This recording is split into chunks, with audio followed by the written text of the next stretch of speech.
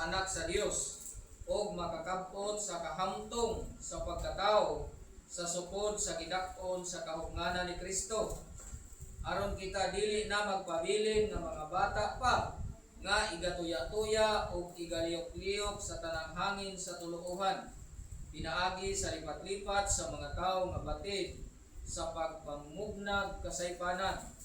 Hinunua sa magasulti kita sa tinuod, dinuyugan sa gugma, magatubo unta kita sa tanang paagi ngadto kang Kristo nga mao ang ulo. Gikan kaniya ang tibuok lawas, ingon nga natakdo og nasumpay pinaagi sa matag usa ka lutahan nga gikapadapat diha ni ana. Sumala sa paglihok sa tagsa ka bahin, magadawat sa iyang tinubuan sa lawas aron sa pagtukod niini diha sa gugma. Diba klaro kayo mga igsoon nga nagingon nga dili kita magpabilin nga bata pa. So kung atong makita ng bata, ang usa ka bata, dali ra gid na siya matumba. Diba? Kunya dali ra po na siyang ilaron. Diba? Oh, diba tinuod nga ang bata kanang mailad ra nimo ba? Sa kung unsa imong isulti sa iya, kanang wala siya kanang dipinsa nga ang imong gisulti sakto ba? Ingon ana ang bata, kung unsa isulti nimo sa iya, accepted na sa iya, tuuhan na niya. Kanang bata. Oh. Pwede nimo siyang sultian sa tinuod, pwede nimo siyang sultian sa insakto.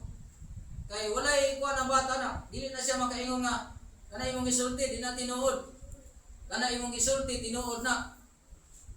Ingon ana ang bata. So wala siya kanang dipinsa ba sa iyang kaugalingon. Nya, ang bata pwede ana-ana ra gid mo na siya. Ingon ana ang bata. So kung ang usa ka tawo muhamtong na siya, muuswag ang iyang kahibalo. Ana, pag naay mo raise diha nga mga pulong o naay isulti sa iya, dili na siya basta-basta nga iya sa nang tulo timbangon kung ang iyang gisulti insakto ba? Nakuha ninyo mga igsoon? Hallelujah. Ingon ana, munay gusto sa Ginoo nga moabot ta diha nga dili lang kay naay gasulti diha nga pulong lagi sa Ginoo para atong giwali akong na para atong Bible study nato atong Martes Miyerkules nya sa atong panahon karon nagagasultig dalan unya Ginoo ang gigamit, di ba? Oh, akong nakatunan dito. Dagan kayo gasulti ring Juan 14:6, di ba? Dagan kay gasulti ana. Pero matingala ka nga nganong lahi maningalala nilang gisubay nga isa ra ka bersikulo Juan 14:6 nag-ingon si Ginoong Hesus, ako mao ang dalan ug ang kamatuoran. Walay makaadto sa Amahan kun dili pinaagi kanako. Makita nimo sa social media, sa kadalanan gasulti ana nga pulong. Kung matingala ka nganong lahi man sila. Nga isa ra man kahigalan. Nga sundon nga mao ang atong Ginoong Hesus. So unsaon nato pag ila ana? Maila nato kana nga dalan mao kana ang dalan nga gusto nga ipasubay sa Ginoo kung maabot nimo ning pagkahamtong. Pero kung ang usa ka bata dili makabalo ana. Kay ang bata pwede kang moingon nga, o sige agi diha. Walay ang bata ba wala siya kanang kahibalo nga dili ko moagi diha kay danger na. Pero kung hamtong ka, makaingon kayo nga makabalo ka gyud nga kanang iyang ipasubay sa imo dili na sakto. Kay kahibalo ka unsay dalan nga sakto. Kaya niabot ka naman sa pagka-mature diha sa pagtuo. Di ba?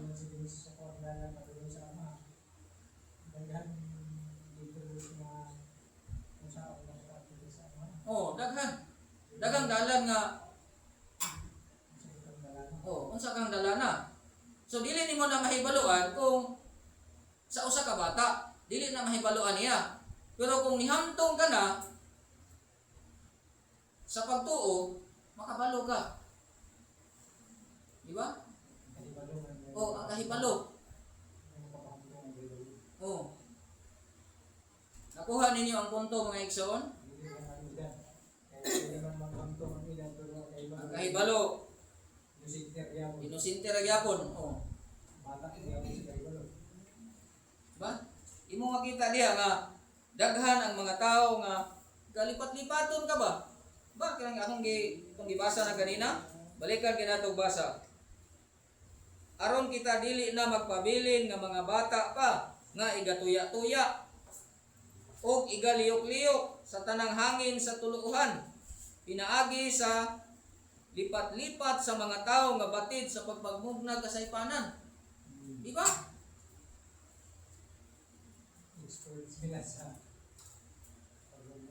Oh, naay mga tao nga lipat-lipaton ka.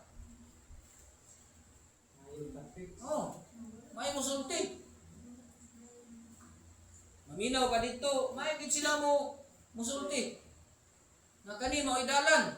Dito bukas pikas maminaw. Mao gyapon sila musulti nga mao gyapon tong adalan. Pero ayan gisulti o kaya gisulti sa pikas, lahi-lahi man. Nga isa ra man kay dalan nga subayon.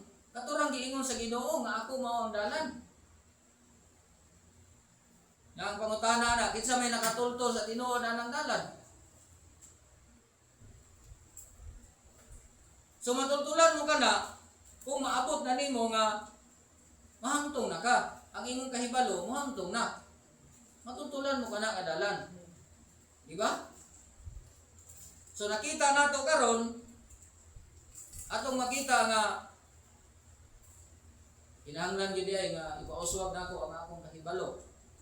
So sa unsa nga paagi nga mapauswag nimo imong kahibalo. Ingon diha nga ang matag usa muliho. Di ba? Nagingon na gikuan diha nga ang matag usa muliho. Muuswag ka imong kahibalo kung wa kay buhaton. Magtangaay ka ra. Kanang mga estudyante nato. Kung dili ka na sila magtuon, magsigir na sila cellphone, magsigir na sila suroy-suroy. Pag abot sa exam anak, makabalo ka na sila? Dili. So, ang usa nga atong buhaton, kinahanglan nga muliho ka. O, muliho ka. Kung gusto ka nga muuswag ang imong kahibalo, kay mao kanay usa ka paagi nga muhamtong ka, ang atong buhaton, muliho ka. O, muliho. Di ba? Kung ang atong leader, na may leader nga gibutan din sa Ginoo, di ba?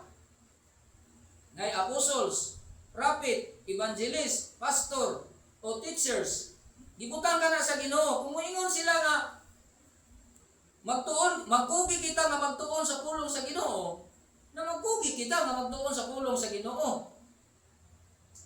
Kung moingon sila nga magmainambuon kita, na magmainambuon kita. Kay mo man gibutang sa Ginoo nga moy magmentor na to. Kining lima. Ibutang man ni sa Ginoo.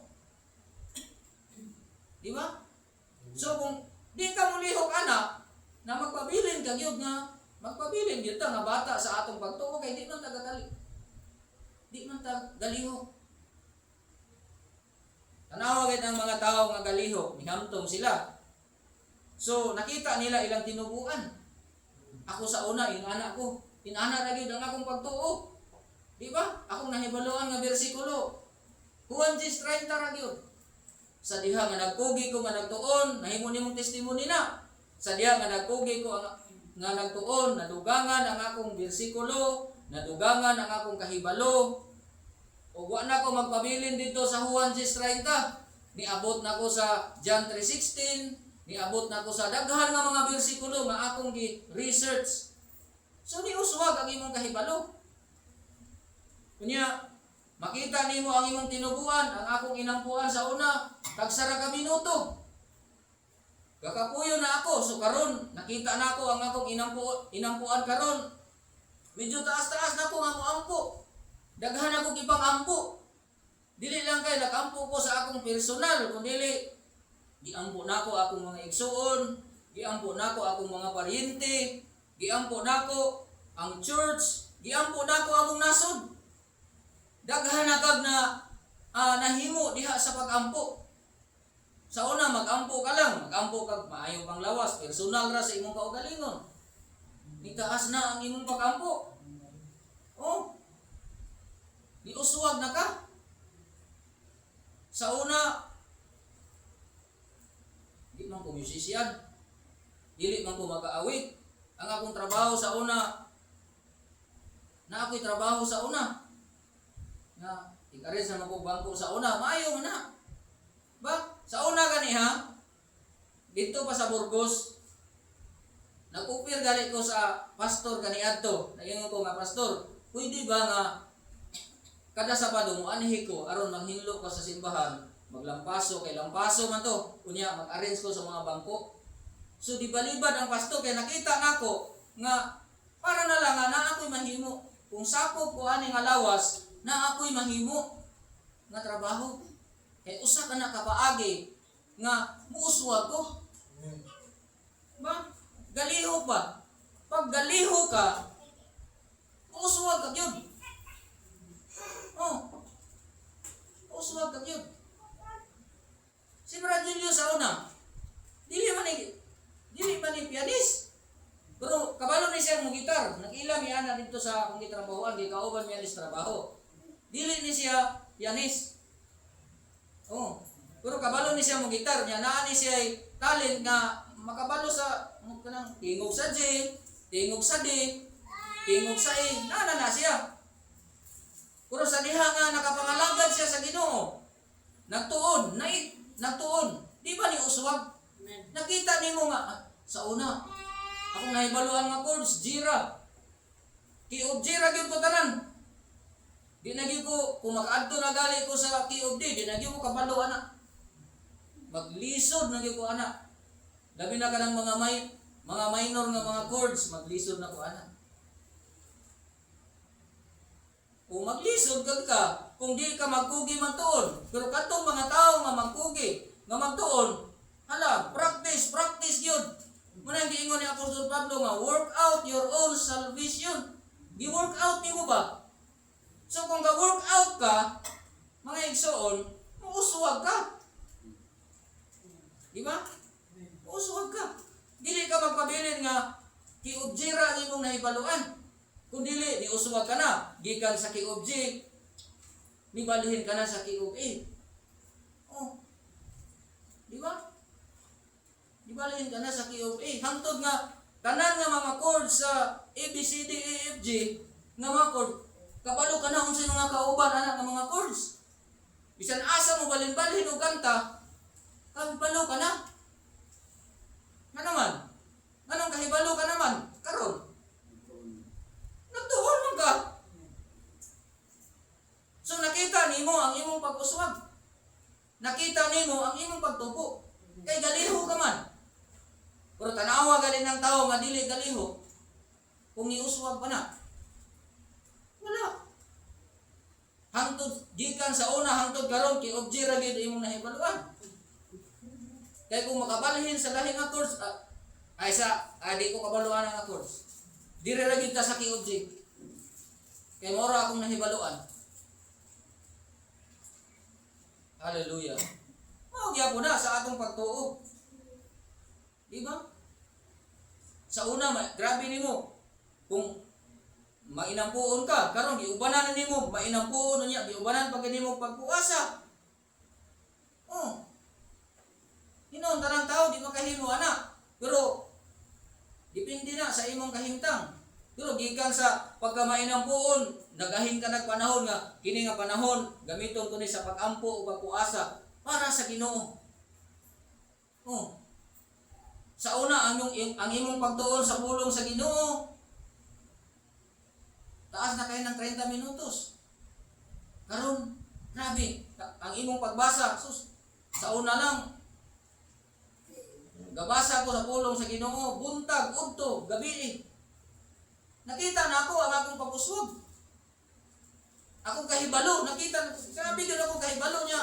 Ang akong kasing-kasing, grabe kapuno sa pulong sa Ginoo niya. Galisod ko pugong, di ko kapugong, makasulti yun ko. Di ba? Puno kayo imong kasing-kasing sa pulong sa Ginoo.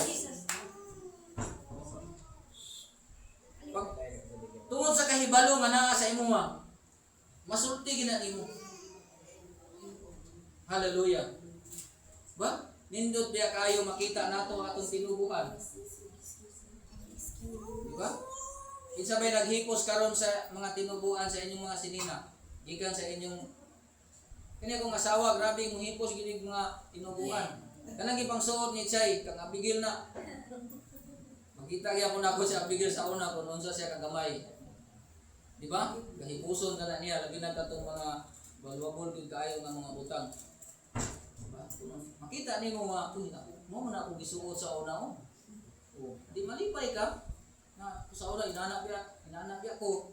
Pero karon dili na kay giuswag naman ko, nitubo naman ko. Di ba mga igsoon? Importante nga para muuswag kita, muliho kita. Mao pa nay paagi nga muhamtong kita mga igsoon. Mayong buntag mga igsoon. Ang hinaot ko nga kini nakatabang ka nato. Ako lang ning gibalik naamta ko giandam gyud karon mga igsoon. Pero tingali sunod Domingo ako ning i-share na pod mga igsoon. Ug ako lang ipahibalo at least nga maka-advance mo tuon. Ang akong i-share sa sunod Domingo kining word nga endurance. Hallelujah, endurance. Muna akong i-share.